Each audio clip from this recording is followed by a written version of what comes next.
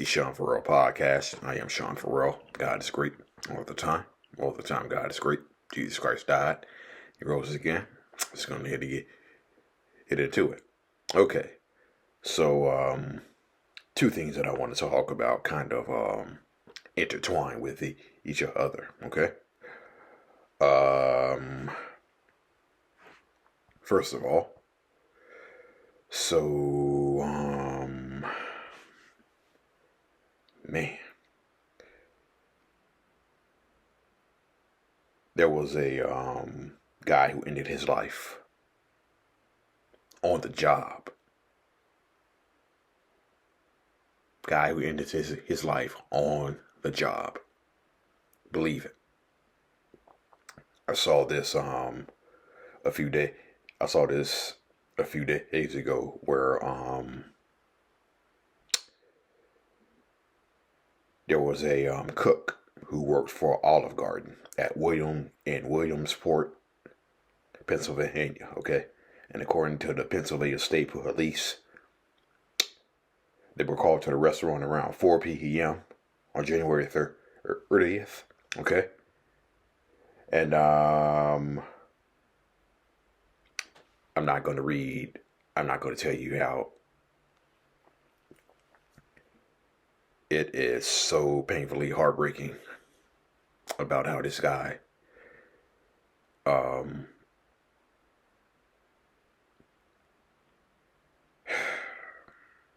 I read that story and it yeah have to read it for yourself. Okay, you have to read it for yourself. So um I'm pretty sure if you Google um um Olive Garden, um Williamsburg, Pennsylvania, okay, um it'll come up. But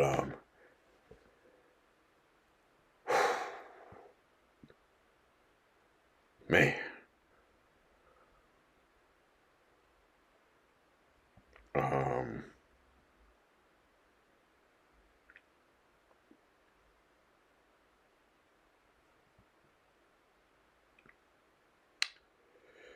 um spokesman for Darden Restaurants, the parent company of Olive Garden, expressed the company's condolences. We are heartbroken by this tragic loss. Our primary focus is on supporting team members and the family of our colleague. During this incredibly difficult time, we are cooperating fully with local authorities, okay? Um, According to the U.S. Bureau of Labor Stats, an estimated 267 workplace suicides were reported in 2022, okay? The number represented a 13.1 increase from the 236 in 2021, although lower than 307 reported in 2019. The number represents a significant increase over the 180 cases reported in 2005. Workplace suicides account for between 10 and 13% of all suicides and are often linked to unmanaged psychological hazards and intense job stress.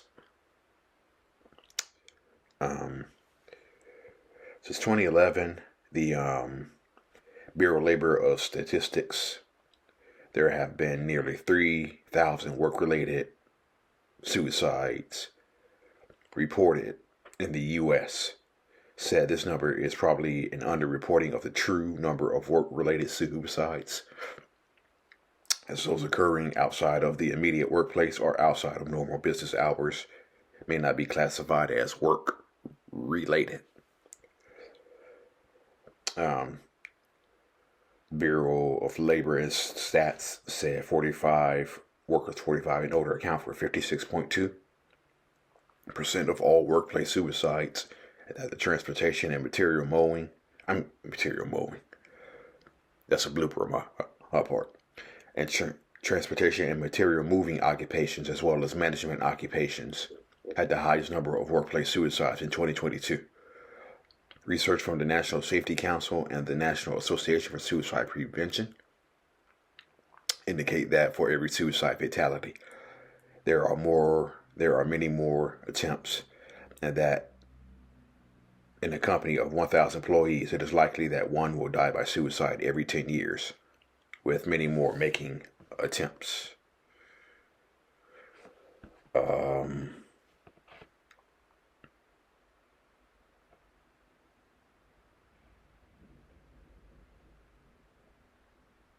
Managers and HR professionals can take steps to assist an employee who is exhibiting self-harming behavior. Um, Managers and employees should consider an employee's suicide risk a potential safety threat for employee and others. While threats and warning signs of suicide do not mean the employee will become violent, it's important to create an emergency action plan to address the situation. Um,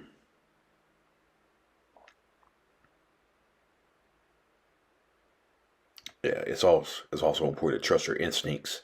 Experts said rarely do those at risk of suicide just snap. Terry Solomon, the co-chair of the Workplace Safety and Health Practice Group, um, instead, supervisors should keep an eye out for significant behavior changes like warning signs like increased alcohol use, lack of motivation, lack of communication, attendance issues,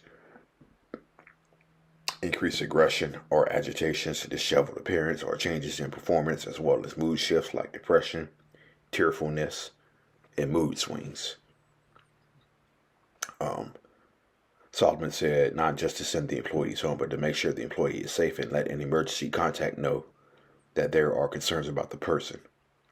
If an emergency situation arises, experts said to call for help and have the employee taken to the hospital in an ambulance, but to make sure to follow up on the employee when they are released. Above all, Solomon and McElhaney said, it's important to make a workplace emergency plan that includes suicide risk and build suicide awareness and prevention into the company's emergency response plan. Okay. So,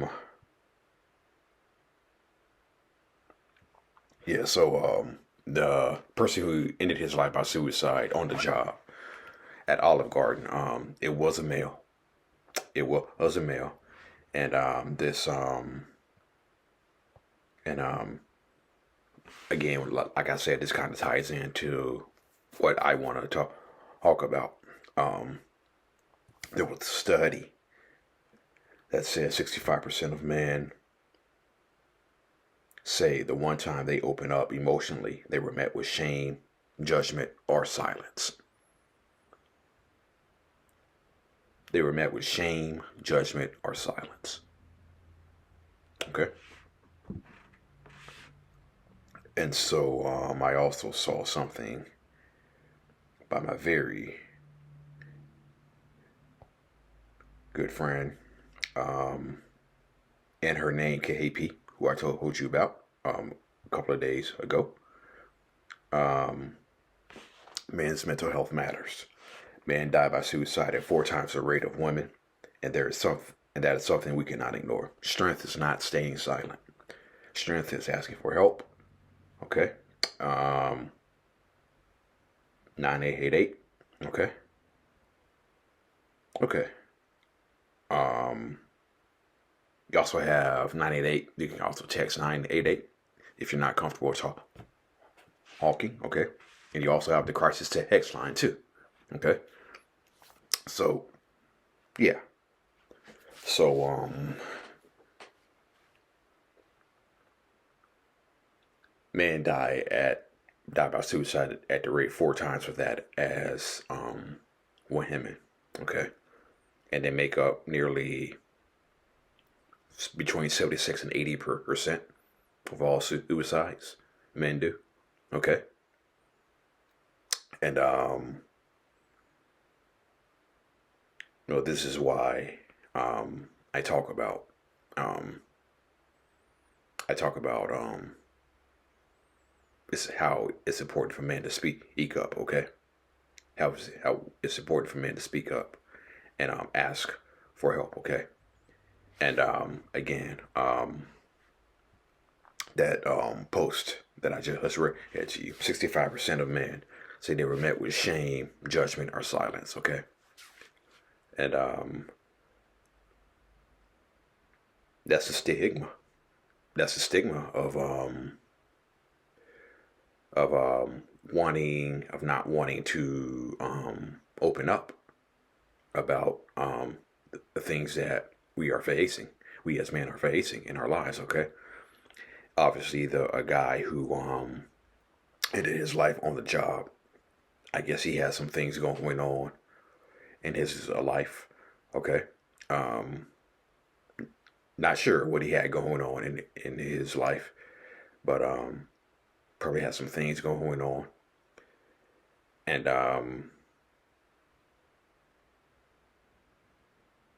I often talk about the mental fire that can turn into a blaze when you come to someone and you're dealing with something and you say, hey, I'm struggling. You come to a family member or a friend.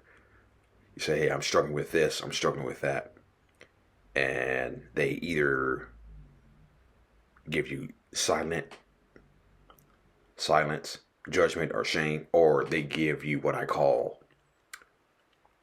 they call toxic positivity. Okay, or you just need to be positive more. I had someone who went through this. They were over it within 2 weeks. Okay, just get it out more. Okay, and they're offering simple solutions while minimizing the pain that the person is going through. Okay, so now that small brush fire, mental fire, has turned into a blaze, right?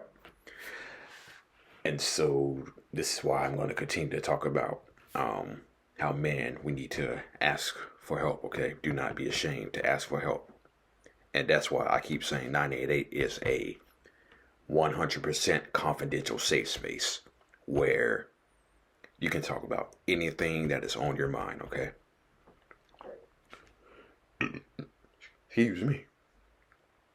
988 is a 100% confidential safe space where you can talk about anything that is on your mind. Okay, all right, and it's just you, the crisis counselor, and whatever you want to talk about. Okay, and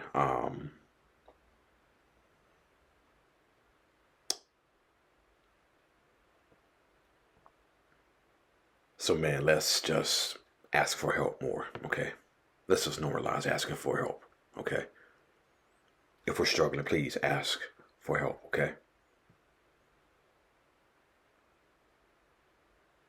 please ask for help. Okay. Dak Prescott talks about this all the time. Professional athletes talk about this all the time. Celebrities who attempted suicide and survived, they talk about this all the time. Okay. You never think of football players who would take their lives, end their lives by suicide, but Dak Prescott's brother ended his life by suicide. Hayden Hurst, an NFL football player, attempted suicide in college. Okay, Kevin Love struggled with depression. Kevin Love struggled with depression. His entire career. Richie Incognito. Okay, he struggled with mental health his entire life. Okay, so if the toughest, most masculine guys who play a tough sport can say, hey, there are times where I struggle. Okay. There are times where I struggle. All right. Hey, everyday man. Hey, we can admit too. Okay. We can, we can, we can admit that we're struggling. Okay. And again, again, if you're met with silent judgment, stigma, shame, or given toxic positivity, hey, Again, 988 is a 100% safe space. 988 is a 100% safe space. You can talk about anything you want without judgment, silence, or shame. Okay? Again, man, you can call 988, talk about whatever you want without judgment, silence, or shame. And not only that, you're going to have counselors who have compassion, empathy, non-judgmental, and understanding. Okay? So, man, let's talk about our mental health, okay? Let's ask for help. Let's reach out to 988 when we are thinking about suicide, okay? Okay? Again, it is a safe space, 100% safe space for you to talk about anything that you want, okay? Okay? So, yeah. Let's not let him in, man. Let's not let him in silence. Let's call 988. Okay? All right? Because you matter. You're loved. You're more than enough. Okay? You matter. You're loved. You're more than enough. Don't let anybody else ever tell you any differently. Okay? Don't let anybody else ever convince you that you don't matter. You do matter. Okay? All right. I haven't done this in a long time, but this rock that I keep at my desk right here, 988 Hope. Okay? 988 Hope. Okay?